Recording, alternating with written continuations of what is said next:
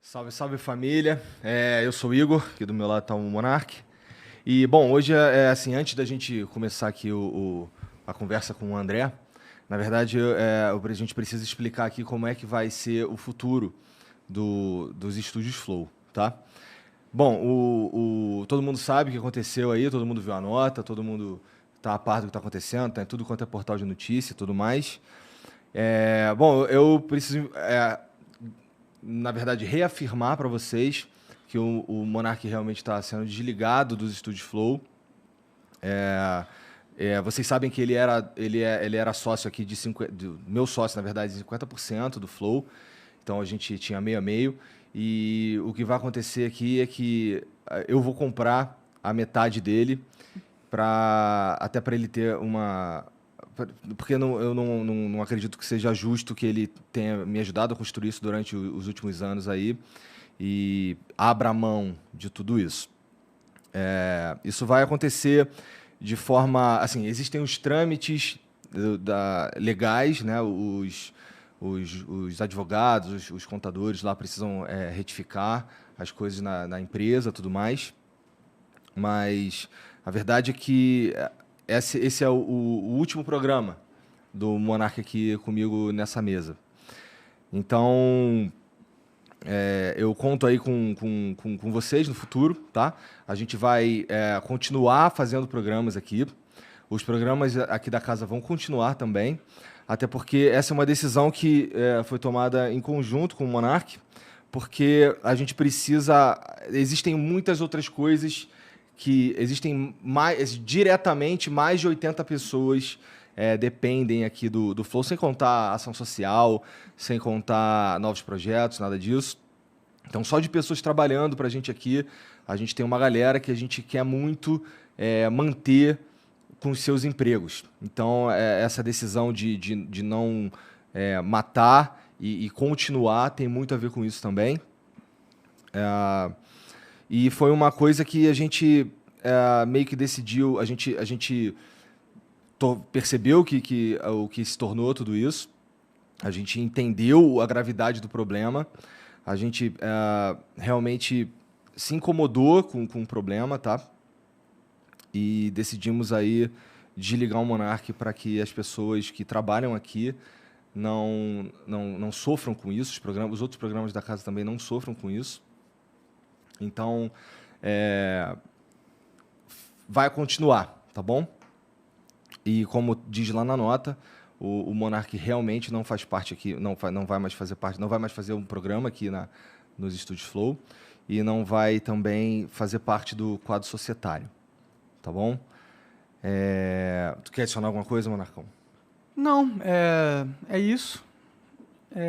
A gente chegou na conclusão que era a melhor coisa, que o Flow ele precisa transcender o Monark, né? Ele precisa ser desassociado.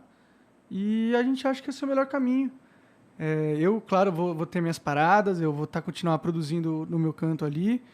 A gente vai ter um acordo aí Um ressarcimento, tudo mais. Ressarcimento e tal.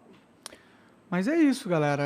Infelizmente eu errei como a forma que eu comuniquei e muita gente entendeu como se eu estivesse defendendo algo que eu sou totalmente contra, novamente.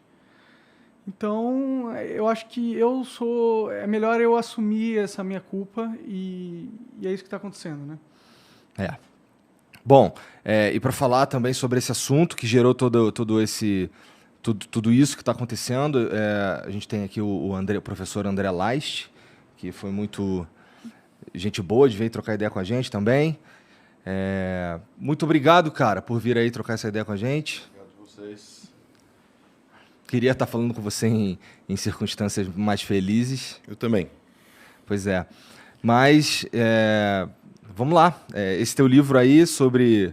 Você trouxe um livro do Martin Gilbert. Eu trouxe um dos livros mais importantes da história do Holocausto. É uma história dos judeus da Europa, mas, assim, antes de mais nada, eu queria dizer que o nazismo não perseguiu só judeus. O Holocausto e a especificidade dele aconteceu com os judeus. câmaras de gás, 1,5 milhão de mortos de crianças e tudo mais. É o que o Museu do Holocausto em Jerusalém fala, da especificidade dessa perseguição com os judeus. Mas o nazismo perseguiu negros, perseguiu ciganos, perseguiu deficientes, perseguiu gays, homossexuais. E eu acho que, humildemente, eu me coloco aqui também representando essas populações, não só como judeu, porque eu acho que a gente não pode normalizar o mal. E o mundo não é uma utopia de palavras que vão ser apenas escutadas. O mundo é feito de palavras e ações e reações.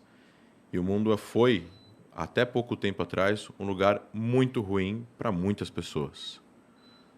E eu acho que o que a gente está vivendo hoje em dia com a modernidade, com a educação, com o acesso à informação e à ciência e à história, é que a gente pode construir um mundo melhor. E a gente precisa ter essas responsabilidades, que é escrever, contar, ensinar. E por isso eu trouxe esse livro, é um calhamaço de mais de 1000 páginas. É um livro que conta a história do Holocausto. Ele é comentado por várias autoridades do assunto. Talvez um dos livros mais importantes. É um livro para vocês. É um livro para os ouvintes, para os espectadores. Se quiserem comprar, está em português. Mas é um livro que acho que abre essa conversa. Tá. Cara, eu imagino que você tenha visto lá o trecho do que aconteceu e tudo mais. O que você tem para falar sobre aquilo? Eu vou, para falar sobre isso, fazer uma breve leitura de um comentário.